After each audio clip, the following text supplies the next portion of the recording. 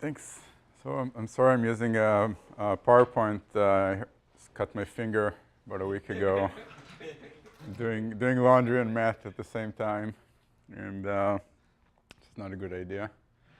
So I'll talk about these monotone expanders, which are related to pseudo-randomness.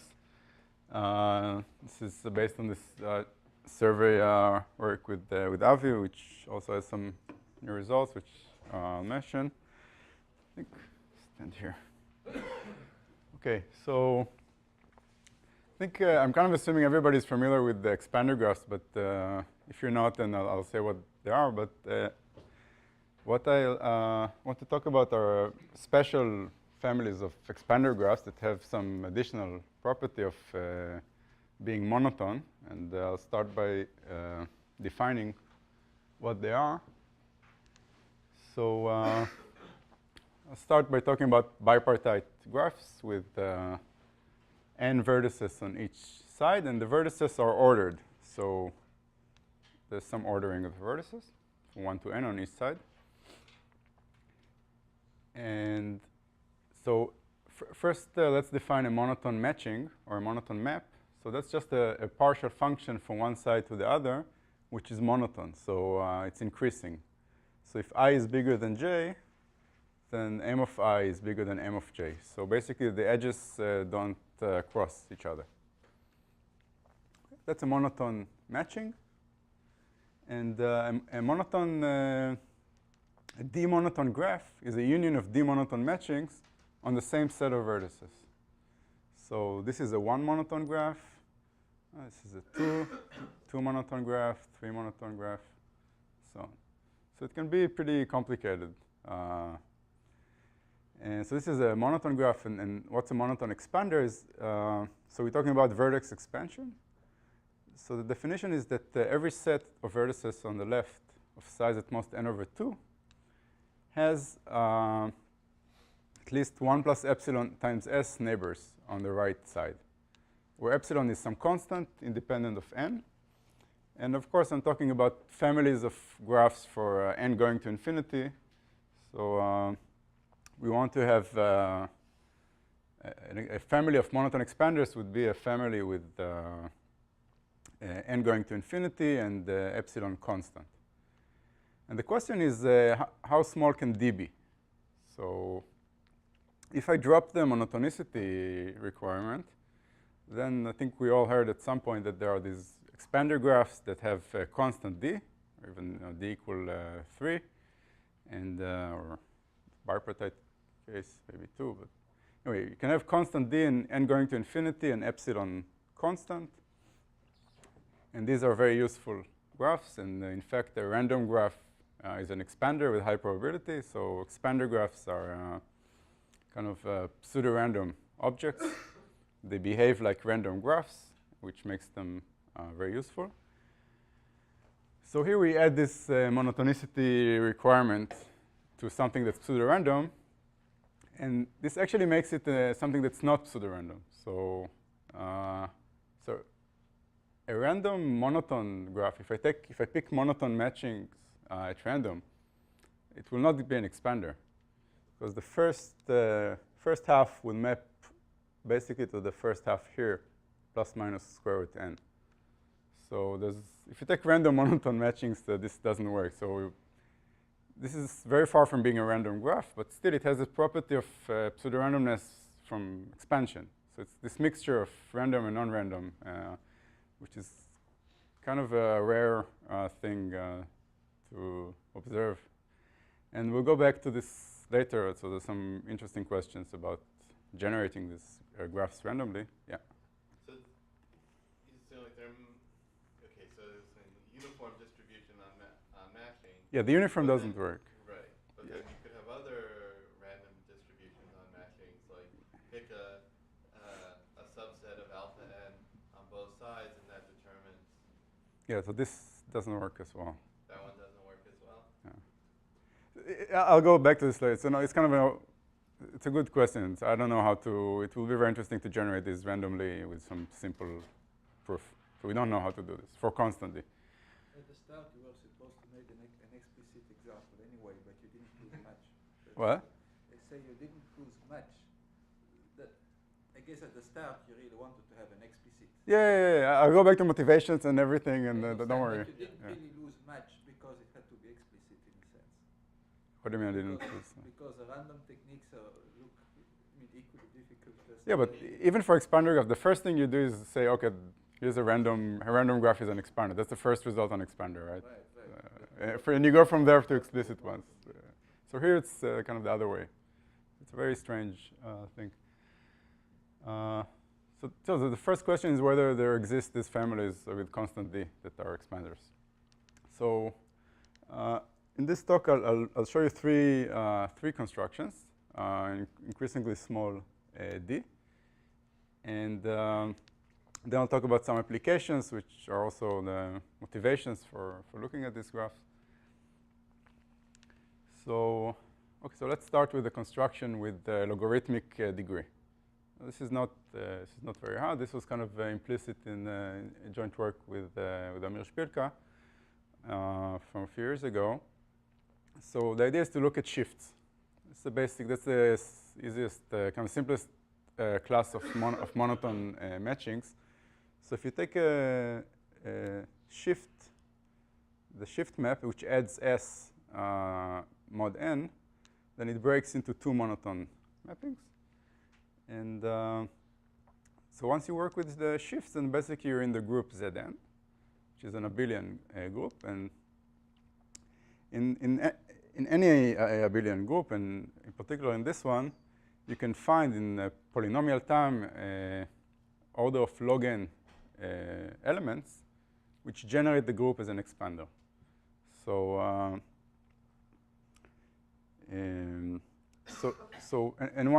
once this Cayley graph is an expander, then you get vertex expansion here. Okay, and this is an algorithm that would construct a monotone expander of degree log n in polynomial time. And there's a notion of kind of strongly explicit graphs where instead of generating the graph in polynomial time, you want to, given a vertex, you want to be able to compute in polylogarithmic time the ith neighbor. And if you want this, then there are stronger results which give you a polylogarithmic degree. Okay, but this is the first example, monotone expander. Okay. Any questions on this? Okay. Great. So how do we get down to log? So the idea is to combine this construction with the graph products. So this is something that we kind of observed. It's an old idea that you can apply here. So the idea is to start with a graph with the degree log n, which we just saw, or polylog n, doesn't matter. And then you apply something called the replacement product, which I'll define in a minute, with the same graph. So it's an operation that takes two graphs and gives you a third graph. And you use it, you take the product with the same graph on much fewer vertices, on log n vertices. And this turns out to reduce the degree to log n. I'll say what the product is in a minute. But once you do this, you have to observe that this preserves monotonicity and also expansion up to some constant. And then you can repeat this a constant number of times. And so expansion doesn't go down by, you go from epsilon to epsilon over 2, epsilon over 4, and so on, but you don't go to sub-constant. And then you get this log, which is practically smaller than any constant, but still not really.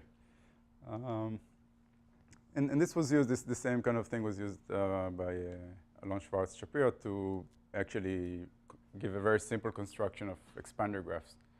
It's the kind of what? But then you lose an epsilon. No, so I'll say in a minute how they apply this 3 times and then use exhaustive search for the last graph. I'll say exactly what this idea is because it's kind of related to to the monotone expanders. Okay. Okay, so what's the replacement product? So I think this goes back to Gromov, but maybe even before. So the idea is to take a graph, a big D regular graph on big N vertices, that's G, and another graph H, which is little d regular, on big D vertices. So the number of vertices in H is the degree of G. This has to match. Then the product will be a little d plus 1 regular graph on n times d vertices. So you get a graph on more vertices. The degree goes from big D to little d. And the definition is as follows. You take every vertex in G, which has degree big D, and you replace it with a copy of H. So there's some consistent numbering of vertices and edges. So the edges are numbered 1 to D. You have some numbering of the vertices here from 1 to D. Then just put a copy of H here, and you connect the outside edges according to the way they were connected in G. So it's a very simple product. And this turns out to preserve expansions. The proof is elementary. Just if you have a set that doesn't grow, then there are two cases. Either the set is a union of these balls, and then you can get a set that doesn't grow in G. Or the set is not full in these clusters, and then it has to grow inside the clusters. So it's kind of proof based on these two cases. So if both G and H are expanders, the product will be an expander. And this also turns out to preserve monotonicity. So it's not very hard to see. So we have some ordering on G and on H. So let's say both are monotone expanders. So the product has natural ordering, which is lexicographic. So it's just the rows. Took the first row, then the second row. So if you take these big D monotone maps from G, so the edges going between clusters, this turns out to define one monotone map in the product. Just have to check these things. And if you look at the little d monotone maps in H, and if you paste them together, it takes the union over all clusters, then you get little d monotone maps in the product. So this is the things acting on the columns. So great. So we have a product that keeps expansion and monotonicity, so we can just apply it and on the shifts and get better expander. What's the relation between expansion coefficients? So you need actually here you need edge expansion. So it's a little stronger. So you lose it's like the product over 2 or something. Yeah, this actually has to do something a bit stronger than vertex expansion. You need edge expansion. But for our purposes, it's basically the same. Okay,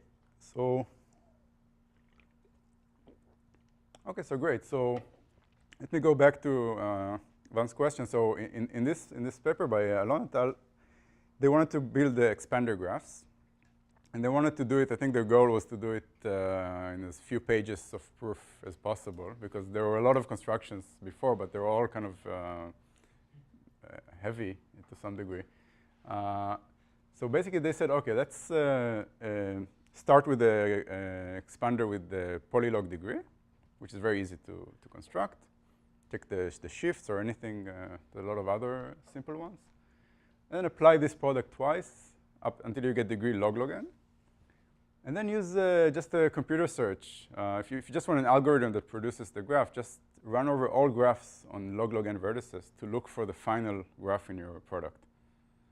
And so you want a constant degree graph expander on log n vertices. So this takes linear time to search.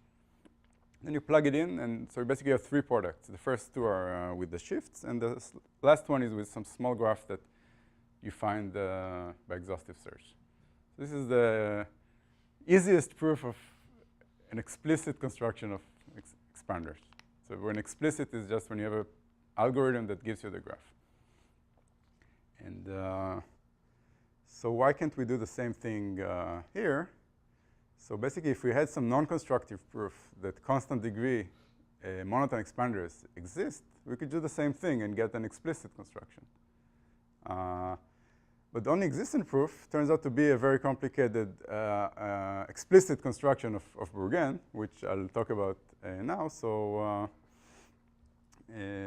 there's no simple existence proof based on some random sampling, which is kind of striking thing. I mean, I think it would be interesting to find a proof that doesn't use all the machinery that I'm about to mention now, that just uses some random distribution on mappings or some process that generates the graph. Wait a second, so you're saying then because then you'd be able to use, this is for the exhaustive search step? Yeah, Why do you yeah, need just for the exhaust. No, I want it to be simple because otherwise I would just take this. I mean, I think it's interesting to understand why these things exist. Okay. Maybe for other reasons than, that there's a group that has some spectral gap. The graph is union of the monotone matching. The matching doesn't need to be like complete matching. Well, it can't be. A complete matching would have to be the identity. So the graph is not irregular. No, the degree is, you can make it irregular always by you can always complete the matching by taking all the edges all the vertices that are not connected to anything and putting a matching between them. But your goal is to make it monotone. No, then you'll have two monotone. If you have a set here that maps to a set here, take the complement and map it monotonically to the complement of the set. You can always make it regular by doubling the degree. So the partial thing is not a big restriction. I can always,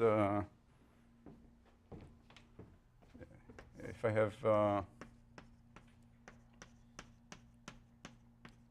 have this thing, I can always I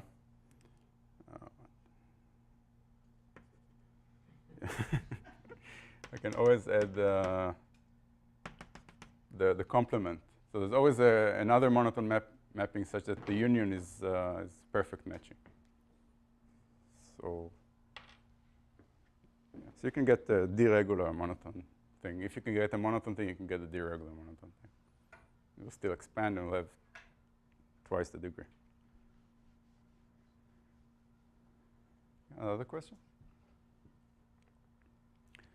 Okay, so again, this is a survey talk, so I won't go into the details, but let me just say a little bit about this construction or existent proof. Sorry. It's not the only thing. Huh? It's not the only thing.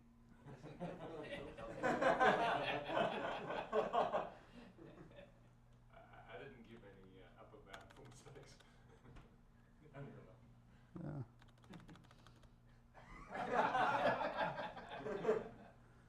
Okay.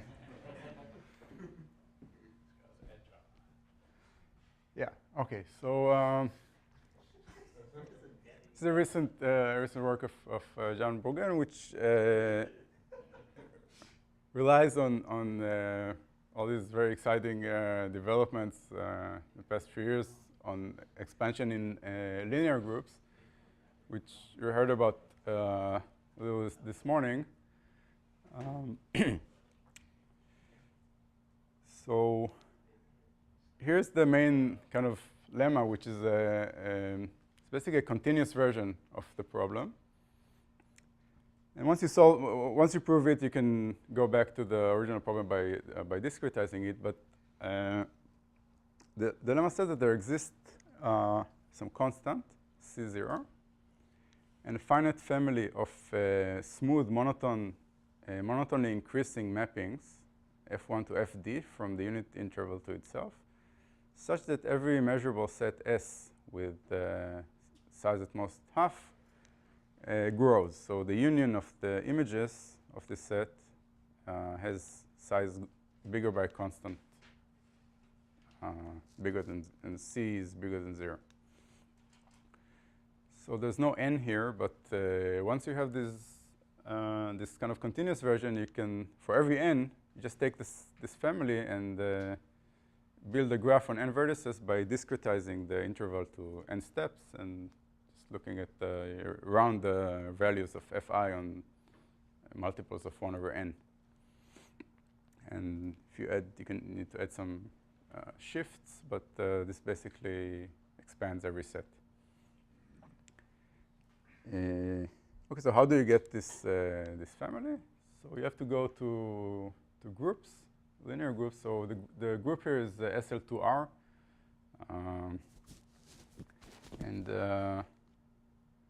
where does the monotonicity comes from? So each element of the group defines a smooth, almost except for one point, a mapping from the real line to itself. And these are monotone. So outside the point, if you throw away the point where they're not defined, which we will, on the rest of the line, they have positive derivatives, so they're increasing functions. So we have a group, and we have this monotone things. And the important thing is that this transformation from group elements to functions is a group action. So it satisfies these equalities, which you can check in a few seconds. So we have a group action, and the action is monotone. So so the idea is to find these elements, this finite number of elements that have some kind of spectral gap in some well-defined way, which I won't go into.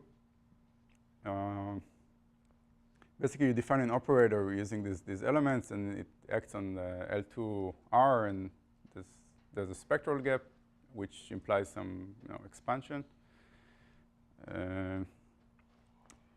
And there are techniques to prove these spectral gaps in these groups, and that's all I'm going to say.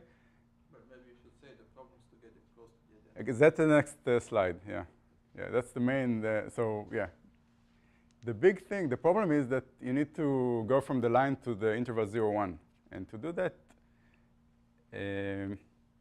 that's not so easy. And the solution here is to find these AIs that are very, very close to the identity. So if you look at the interval 0, 1, it's going to be mapped to almost the interval 0, 1.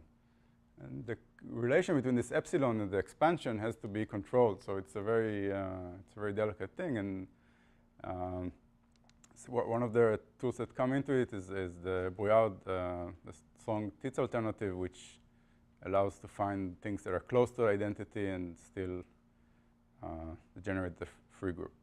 I don't know if that says anything to some of you, but okay. So before I go to the application part, any questions? So can you tell us what the AIs are? Maybe John can. I'm not quite familiar. I think that part was reasonably explicit, isn't it? I think there's some search on the finite number of words where you have to find two things that are. So I wouldn't say it's the most explicit thing, but you can't like write them down, or if you take all the things that are close to identity with the bounded numerator, that would work, right? Yeah. Just take a ball around the identity with the rational things of bounded height. Yeah, but you can actually find two in them that do the work. So basically, it's you compensate the small epsilon. The fact that they are close to the identity by taking many of them. And then, of course, it can't be a real expander. It can only be in a restricted sense. So you have to. yeah, I didn't say anything about it. It's a restricted spectral gap property. Okay. So as I said, this uses a lot of properties of a very specific group and very specific action, and it would be nice to have a proof that just talks about graphs. And well, what this does, I mean, in the context of the sphere side, where you don't have monotonicity, this is a more standard thing. What's clearly being done here is the fact that the line is the notion of monotonicity. exactly, you have to find the monotonicity. It's like Find a way to act. yeah. Well, expansion and monotonicity. So these things are kind of God-given, right? Exactly. It's like if it's. Yeah, so why do you want monotonicity? I haven't understood. Why do I want You're monotonicity? gonna show us. Yeah, I'm going to show you two applications, but I think that just the fact that they exist. No, but I don't Yeah. see the interest in monotonicity. Okay, I'll show you. Yeah, I don't know. Existence mean that this is second category in the space of functions, or so that most of them are probably you can so perturb. Okay, so yeah, I was hoping to have. So they are most of them in category. So if a non-explicit proof of this lemma would be enough, right? As long as they're close to identity. I didn't say it, but you actually need them to be close to identity. No, but imagine from a category argument you need to the existence, so it doesn't. Yeah, so you can think of a non-explicit proof that uses some compactness argument or something, I don't know, that shows this, but I don't know how to. So I'm Jean, not this is sure, second I'm not category. No, that's hard. No, I'm not sure. No, I mean, in for the the sphere, we don't measure know. category doesn't work. no, so you need it for all possible. Or you need it only for intervals, or like for the sub-intervals of length n. Yes, You can go the finite subsets of them. And all the epsilons, you can write it, the complement is a union of natural sets, and you need to prove they have empty interior. Right, because you're using it not for all capital sets S, only for finite unions of this natural subdivision of the interval 0, 1. Yeah, that you want uniform constant. Yeah, yeah, yeah. Which is bigger. Now, even on the sphere, we don't know this in category of Really? huh? Yeah, I didn't know. But you can just construct this, the complement is a union of sets run over all finite subsets. Of the, yeah, I'm not saying the proof, but it's the beginning. Okay. Yeah, so now to the part that motivates finding these things. Which, okay. So the first application that kind of started this whole thing is these things called dimension expanders, and these are actually real pseudo-random things. So it's basically it's a version of expanders in linear algebra. So if I have a set of definition is the following: if I have a set of D linear maps T1 TD from F to the n to F to the n, where F is some field, it can be a finite field. So we call this set a dimension expander. We actually have a family when n goes to infinity, but so we call this a dimension expander if for every subspace of dimension at most n over 2, if you take the union, the span of all the subspace, the images of the subspace, So then it shows me union or is it sum?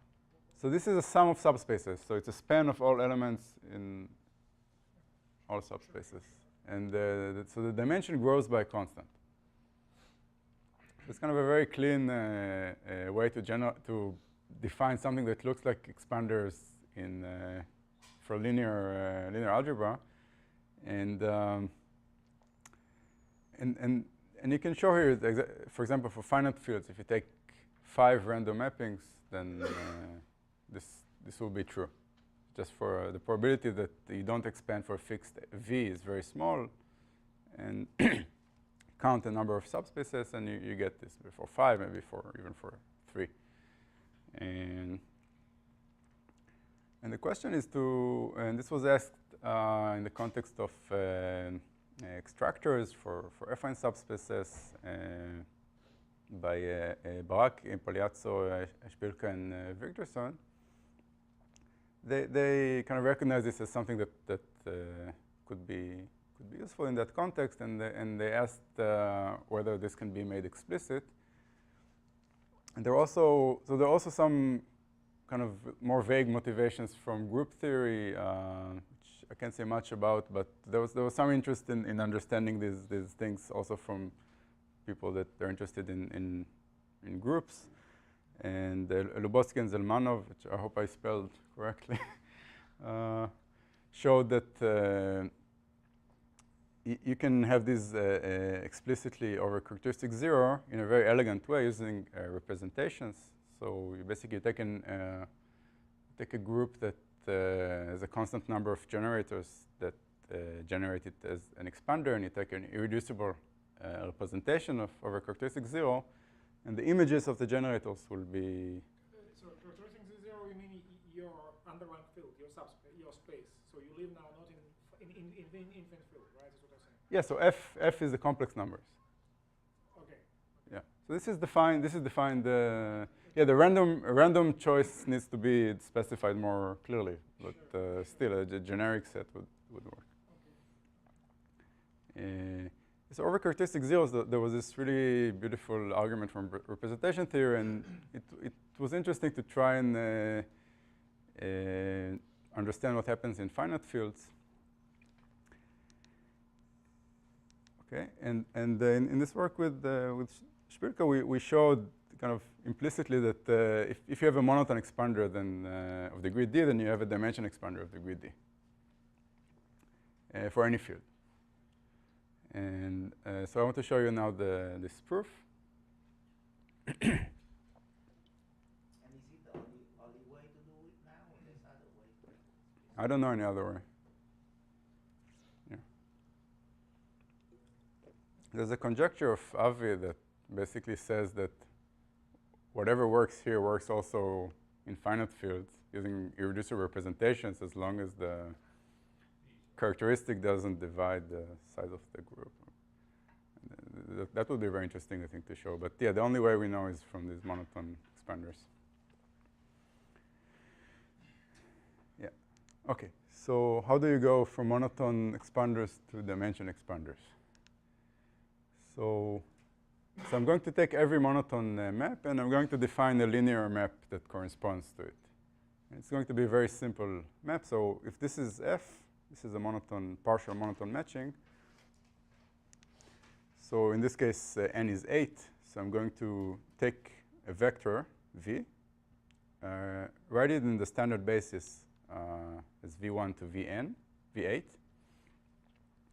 And then the mapping tf would just be defined by copying things along edges and putting 0 everywhere else. Okay, so it's a very simple definition. And yeah, and this should expand the size of the dimension of every subspace. And the main observation is what happens to pivots. So that's just a kind of ad hoc definition for the largest non-zero element of a vector. So every vector has, if it's non-zero, it has some index, which is, I will call P of V, which is the largest place where it's non-zero. In this case, it's 1 because I'm working over G of 2, but in any field, it will be the same. And what happens when you apply monotone mapping is that if the monotone mapping F is defined in this place, then the pivot of Tf of V will be the F of the P of V. So they commute. So it acts on the pivots as long as it's defined. Okay, so this is great, and this comes from monotonicity. So how does this imply a dimension expansion? So if you take any subspace, it's very easy to see that the set of pivots of the subspace, of all elements of the subspace, is exactly the dimension of this subspace, just by Gaussian elimination. And if you look at the dimension of the sum of these vector spaces, then it's at least the number of different pivots that you get when applying all the monotone mappings on all the elements in V. So this is basically, it's going to be at least some constant, 1 plus epsilon times the size of the set of pivots. So the set of pivots will grow.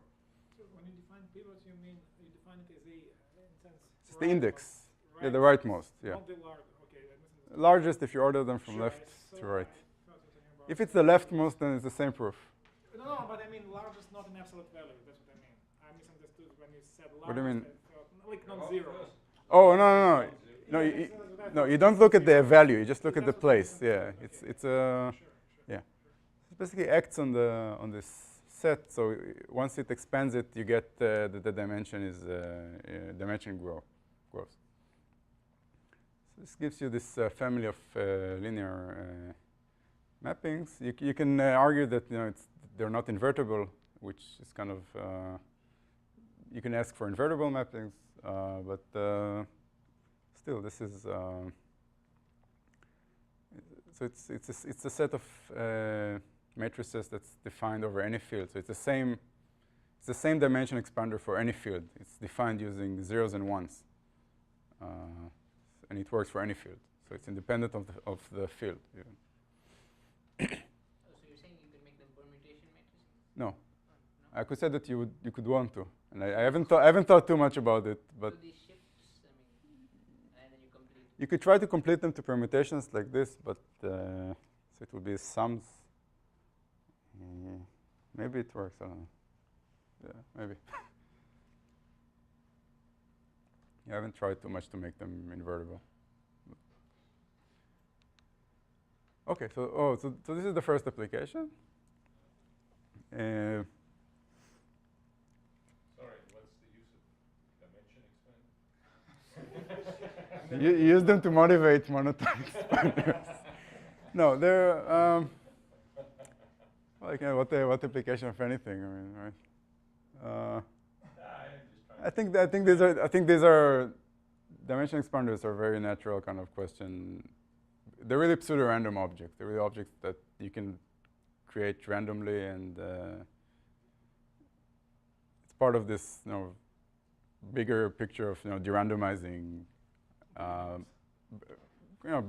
Building random-looking things, and they're But I they can were, tell you. which comes from complexity, from the randomization questions in complexity. So people were looking at coordinate permutations before, special spaces which are generated by given bases, right? There is some literature about that before they went into general spaces. I can tell you why we were interested. okay.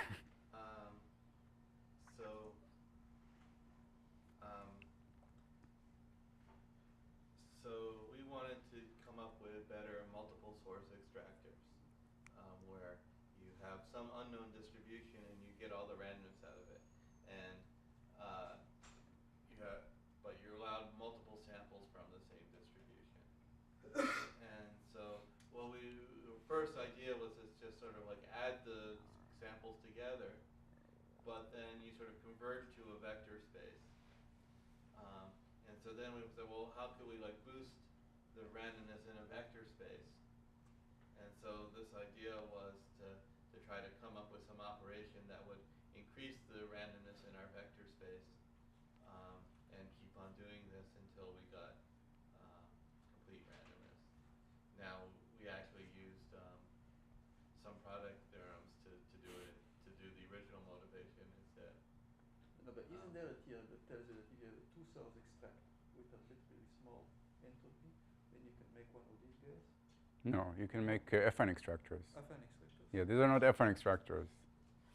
It's interesting. The connection between these and affine extractors is interesting. I think they might imply each other, but we don't know how to show that. Oh yeah, okay. Affine extractor. Okay, so I'll move to the second application, which is also not very striking, but I think it's kind of surprising because it goes back many years and we didn't even know about it.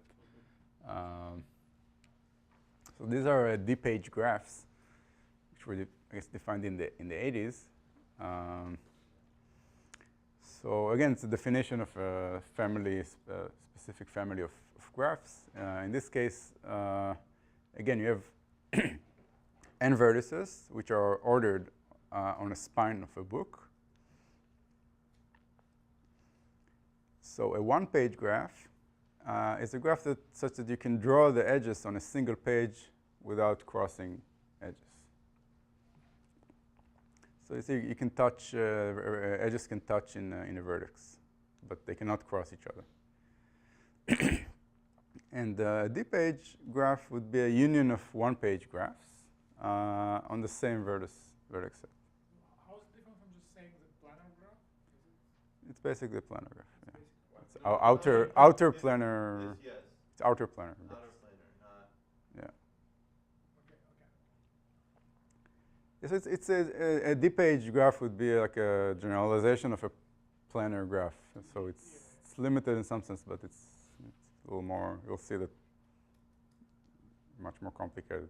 So this is the second page, and so on.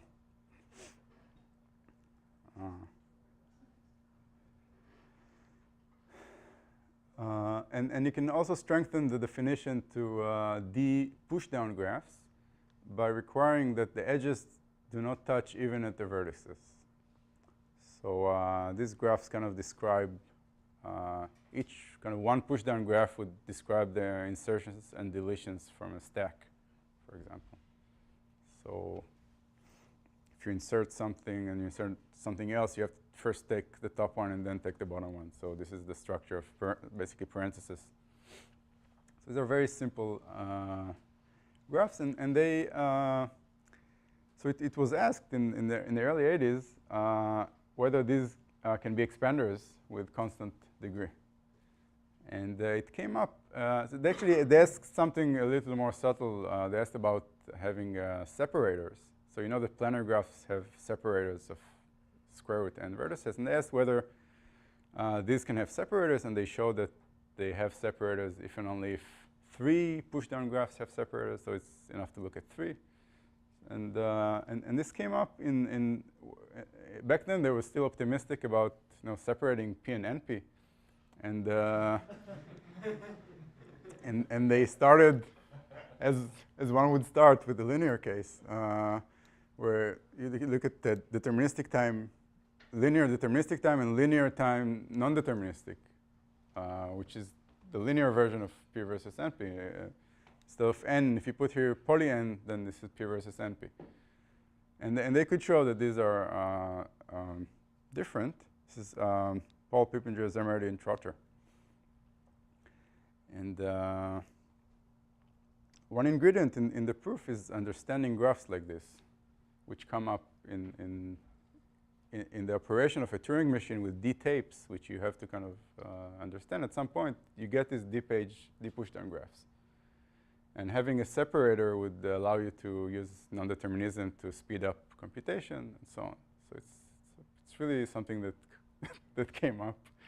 And they managed to actually kind of prove these theorems by finding some weakness in these graphs, but it doesn't rule out expansion.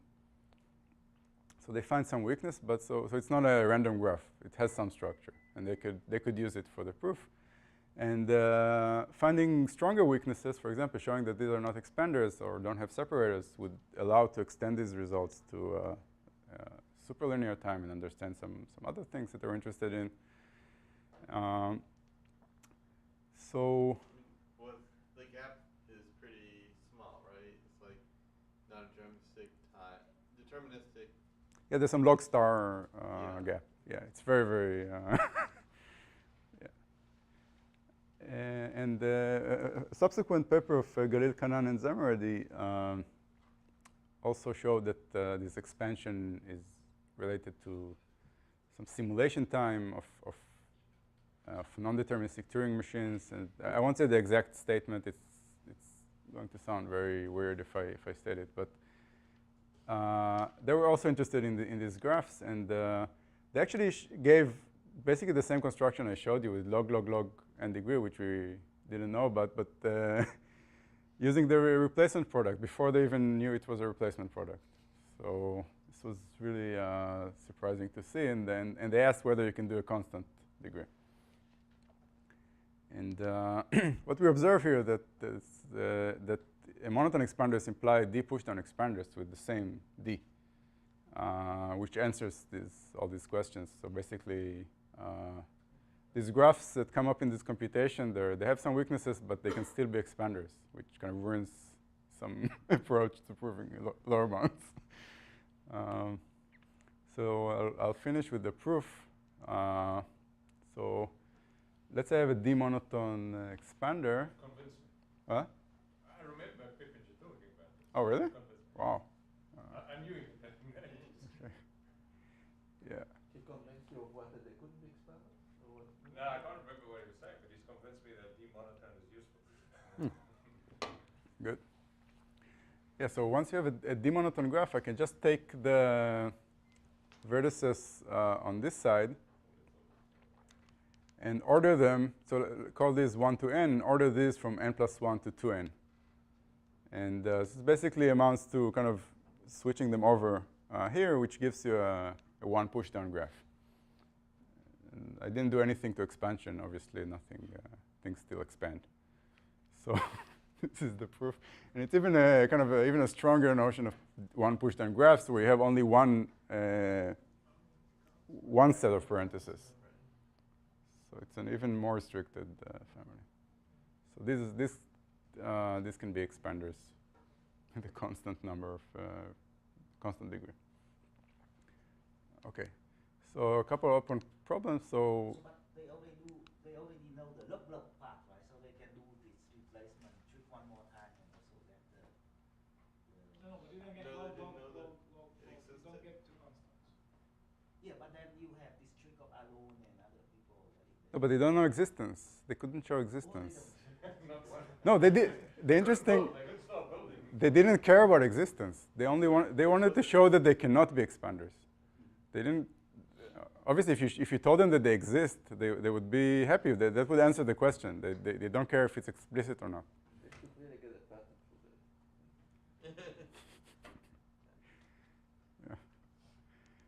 Yeah. It's a bit counterintuitive, actually. Because, I mean, the way you presented it, it sounded like it was a simple generalization of a planar graph, and of course a planar graph can't be. Yeah, So exactly. We also, in the work with Shpilka, we didn't think that we could get constant degree. You know that, for example, affine mappings cannot be expanding as a result of Clave from the 80s. Oh, Clave. I didn't know that. That's a theory. Yeah. So it kind of looks similar enough so that, I mean, if this can expand, then why would these expand? So. Which kind of maps can't expand? Affine. So if you take in ZP, because actually I think it's still open, something is still open there, but if you take mappings of the form, So Jean is using linear fraction. Yeah. That's very important. something like, The next so if you take, if you multiply by a real number plus some other real number and you take floor mod P. I think it's known for rational alpha that this cannot be expanding. I think for irrational it's still open. I think. I mean, if you go to a group, then if you're amenable, you can't be. Yeah, so this looks a little stronger than monotone, right? If this can't expand, then I don't know. I guess there's much more structure here than in the monotone case. This cannot be brought back to this flows and I mean, this reminds me of these green tau bracket polynomials, right? The groups generated are not very large, right? I mean, they are not. This is like a null manifold, yeah. Yeah. So Oh. I don't think that. You can I count. personally be So this surprised has if no you make it. chance. I think. Yeah, I also don't think not. So even with polynomials, you're saying this cannot be. Yeah, I think if you fix a group, you can easily prove you can't do it. But if you take a family, So you think this nil manifold thing will work for x squared? no, it's just Clave's theorem is quite a general theorem. So if you have an amenable group and you try and make it through quotients, Mhm. it's possible. That's quite easy. So the question is, what happens when you put polynomials in there?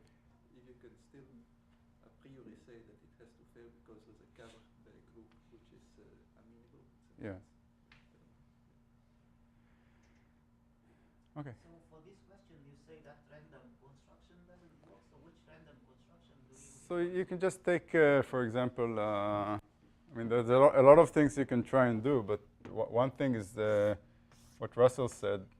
If you just pick a set of size n over 2 at random here, and pick another set of size n over 2 here, and connect them monotonically to each other. Using the random monotone map. Yeah, no, just putting a matching, a perfect matching between them. Yeah, but I mean there are more complicated things, but just for this one, you just have to notice that the first half will go to the second half up to some. What if you take, I don't know, 1 over log fraction on both sides? sub-constant fraction. I think it would still be pretty bad. But then, no, you want the degree to be, if you take a sub-constant fraction, you will need to take a super constant number of mappings just to hit everything. You want the degree to be bigger than 1 for each vertex. And there could be something simple that works, and that would be interesting, I think. Some random process that samples. You have to shift longer distances, at least. You need to break these.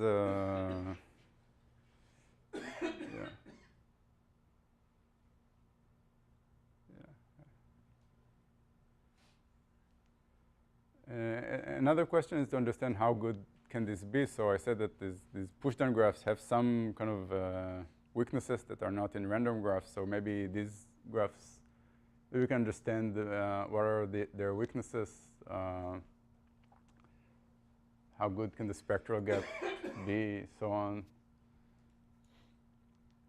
And of course, there could be more applications. It looks like something very strong, which gives you this randomness on one hand and this very nice structure on the other hand. So could be useful in algorithms. All places where expanders are used could benefit, potentially from having this extra structure.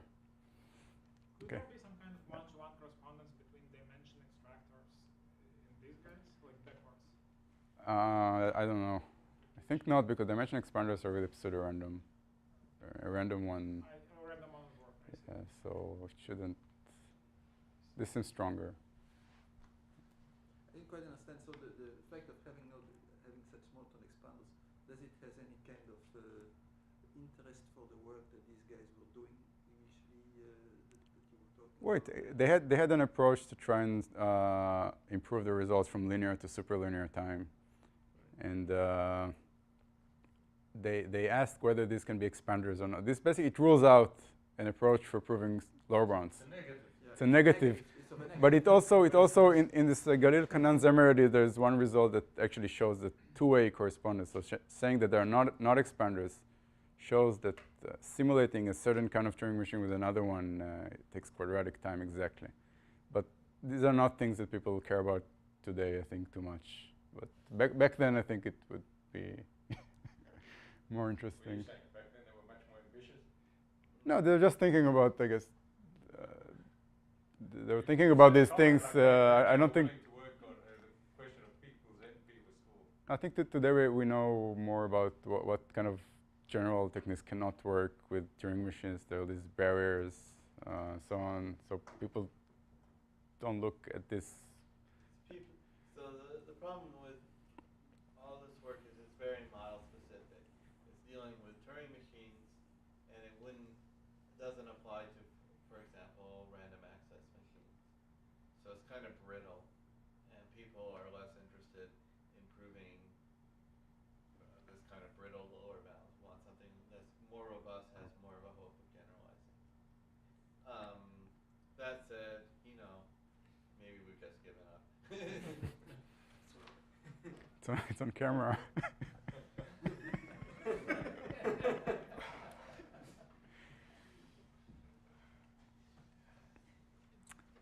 Right. Any other questions?